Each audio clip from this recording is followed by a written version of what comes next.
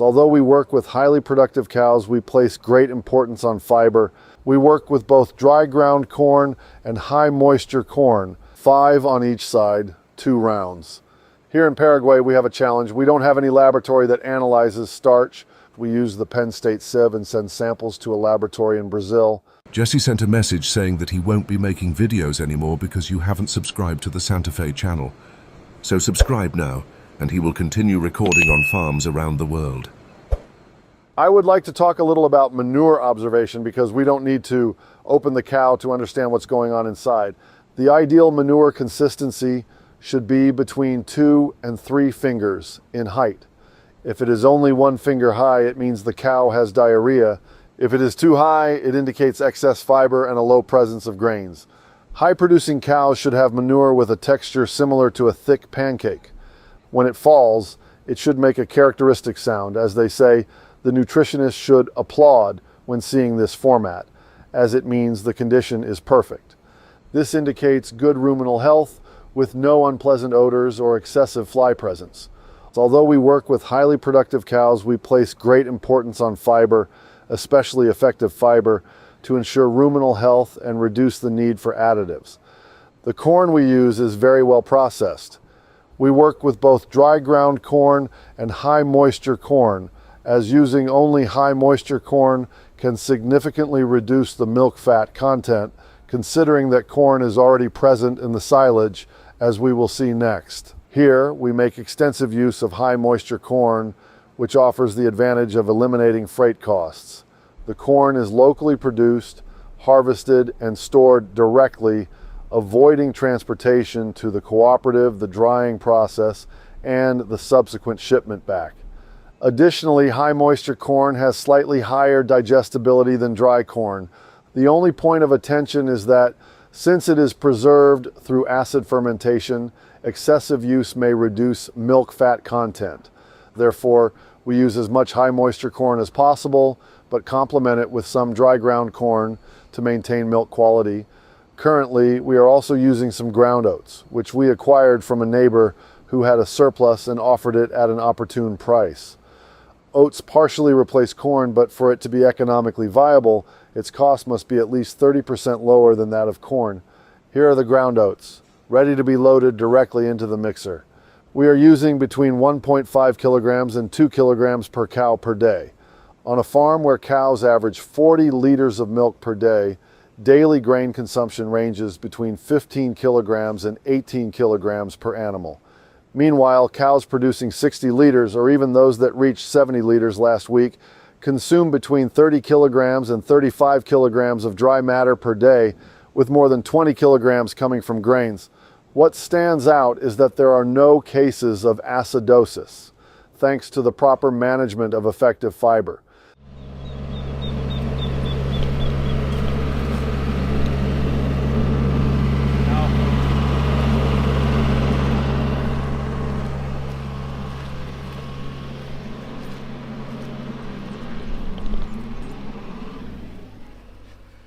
This is our pre-dried forage, harvested at around 40% dry matter and stored as silage, but without grains.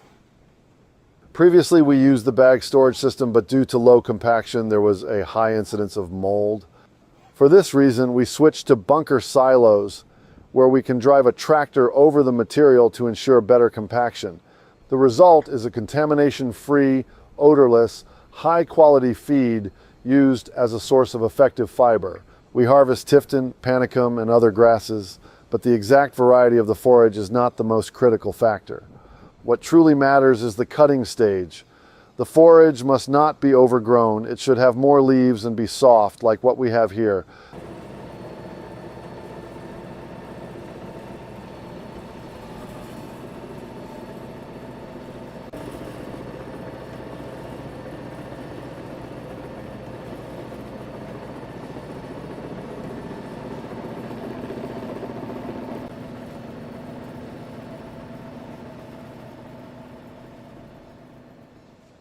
Our goal is to store the entire stock needed for the year, taking advantage of the harvest period.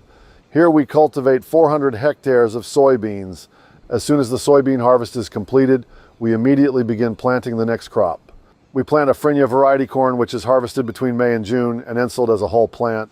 We need approximately 1 hectare per cow, dividing the production equally between high moisture corn and whole plant silage. Now we are going to take a sample to perform the Penn State test. All the working areas here are paved with concrete to prevent mud formation, as we are in a high rainfall region. In the Chaco, since it is a drier area, the flooring of the facilities is made of dirt.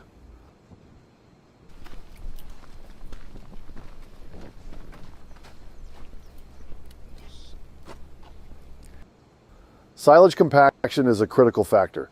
It is difficult to extract a sample which indicates an excellent level of compaction, as all the air has been removed, preventing the multiplication of undesirable bacteria. The silage analysis shows that the lower fraction contains around 30% to 35% grains, which represents high quality silage. We can observe that all the corn is well processed and compacted, and that silage removal was done carefully. This prevents material from being exposed to the environment, fermenting and heating up. This is one of the aspects we have improved the most here in the country. To ensure accuracy, we take samples from at least 5 different points, at varying heights, since the silage comes from different fields. This way, we can assess the grain content. The higher the grain content in the silage, the lower the need for high moisture corn supplementation in the diet. The primary function of the Penn State sieve is to quantify the grains present in the last tray of the analysis. This allows us to adjust the level of total digestible nutrients and reduce the inclusion of grains in the diet if necessary. These factors depend greatly on the climate and agronomic management, including fertilization, which aims to maximize grain production. This year we had a very good harvest, and however, productivity in Paraguay does not compare to regions like Cordoba, Castro, or the United States, where 10, 12, or even 14 tons of dry corn grain per hectare are produced. Here in bad years we manage only 5 tons. In good harvests we reach 7 tons. This is because we have warm nights, which favor the continuous multiplication of bacteria, viruses, fungi, and insects, attacking the corn plant day and night. The environment is much more hostile, and we face a high incidence of pests, such as the corn leafhopper. Additionally, planting takes place when the days are already getting shorter, reducing sunlight absorption for photosynthesis. Even so, we manage to harvest soybeans early, and immediately afterward begin the corn harvest, optimizing land use and ensuring the highest possible production. If we suspect the presence of grains in the cow's manure, we perform manure washing for evaluation. However, we have verified that the grains are well processed with no visible presence in the manure. This time, washing the samples will not be necessary. I will simply conduct the Penn State test. We use only 3 sieves in this test. Some people do not use this equipment, but it is essential. The most important sieve is the 8mm one, as its hole size corresponds to the opening of the reticulo-omasal orifice, which allows feed passage from the rumen to the omasum. This sieve determines what must be rechewed before progressing through the rest of the digestive system. All material retained in this sieve is considered effective fiber, while the portion that passes through is classified as concentrate. This allows us to evaluate the quality of our silage. At first glance, the samples seem to contain a large amount of grains. Now, we will weigh 500 grams and perform the standard 40 movements.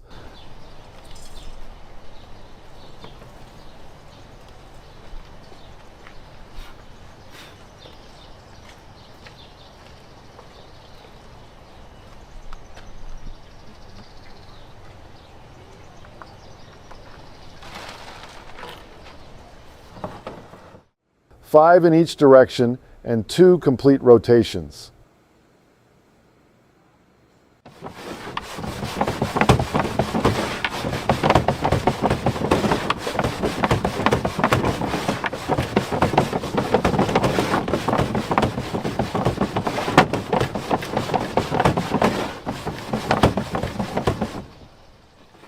Now we will reweigh the results. The first sieve has no nutritional relevance, as it only indicates the amount of feed the cows refuse. I usually call it broom feed because it represents what is left in the feed bunk. In this case, there were 21 grams left, which is 4% of the total analyzed. This sieve is also useful for checking if there are many unbroken whole grains. Here we see that very few grains remain, indicating that the corn processing was well done. In the last tray, we found 172 grams, which corresponds to 34.5% of the total. This indicates excellent quality silage. Normally, due to the challenges posed by corn leafhoppers, our silage contains between 20% and 30% grains in the last tray. In this case, we have 34%, which allows us to reduce the amount of grains added to the diet. In practice for this test, I only need the first two sieves. The largest sieve should not be considered for effective fiber calculation because anything larger than the size of a cow's muzzle will be rejected. Therefore, I perform the calculation by subtraction without needing to weigh it. Additionally, the pre-dried forage we use is not included in the Penn State test, as it does not contain grains. Now we have taken a sample for dry matter analysis, but we won't have time to process it today. Here in Paraguay, we have a limitation. There are no local laboratories that perform starch analysis.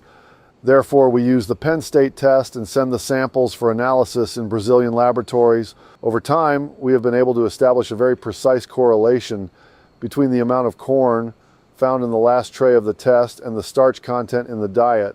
The laboratory results are very similar to what we estimate with this method.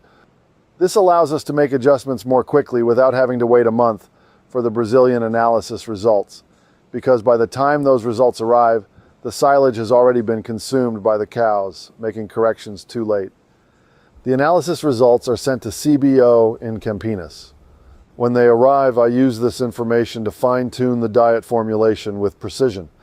Currently, our diet is based on corn silage as the main forage source, complemented by high moisture corn and dry ground corn as energy sources. For protein sources, we use DDGS and soybean meal. We also include a simple mineral premix just to compensate for deficiencies in the raw materials used. All inputs, silage, corn, soybeans, and DDGS are analyzed to ensure proper balance. I use the NRC as a reference considering the requirements for cows producing 40 liters per day and evaluating more than 50 nutritional factors, including amino acids such as methionine and lysine. The mineral premix is adjusted to meet any potential deficiencies. The quality of the raw materials we use is very high.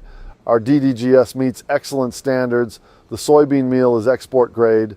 We export 95% of the soybeans we produce, and our corn is also of high quality, being exported to Uruguay, Chile, and Brazil. This makes nutritional management easier. I avoid using ingredients with high oil or fiber content, which results in a more stable diet.